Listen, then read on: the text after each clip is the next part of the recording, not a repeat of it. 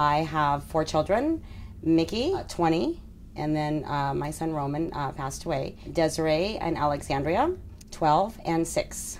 I'm a native Tucsonan. I have lived there along with past generations for the last 43 years. So we have a long, long, deep history with Tucson.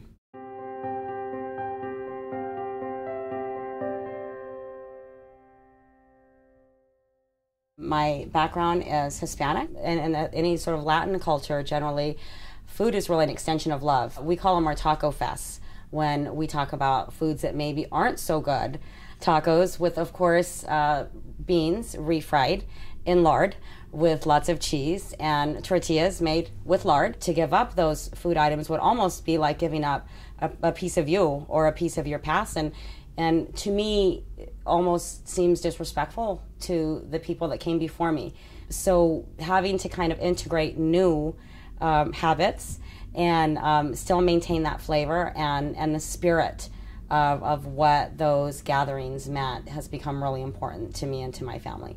After I lost my son, I was a single mom. I lost everything due to some medical expenses and due to a divorce, and I moved back into probably what would be considered to be the worst neighborhood in Tucson. I didn't have a job anymore. I'd quit my job to take care of my son. I was getting no child support. To those women that are out there, number one, I applaud them because I know what it feels like to get up every day and to think, not again, or is this going to be the day that something's going to change, that something's going to happen in my life? And at the end of the day, when you're trudging home and you're tired and you're working 1, 2 jobs, you're going to school, and then you get home and it's the same, and there's a sack full of bills that's at the door waiting for you. For me and my son, sometimes we literally had like a pound of ground beef, and that took us through the whole entire week. I had to figure out how it was going to feed us for the whole entire week. So, I applaud you and them for their courage and for their stamina and for not giving up. I guess I would say that it can get better. It got better for me. Having children and having to work full-time and being a young mother and coming home and spending 2 hours on a meal after daycare wasn't really viable. So I started to have to figure out how to use my crock pot. So I could have 2 or 3 crock pots going at the same time and just come home and have a great meal that was, for my culture, the food that I like, Mexican food, but yet had some really healthy content. I just use whole beans, and they slow cook all day, fresh cloves of garlic, some bay leaves, some slices of onions, and then we add in green chilies. Really, they're little things, and they're convenient things.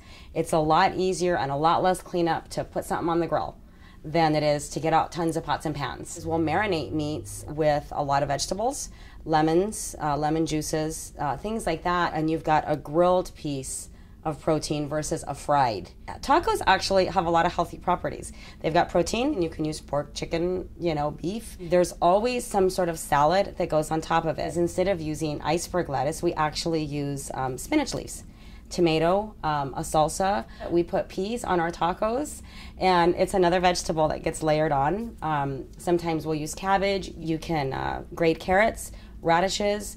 There's so many different things that you can pile on top of a taco, so it makes it kind of like a salad, but you don't think you're eating a salad because it's got some punch.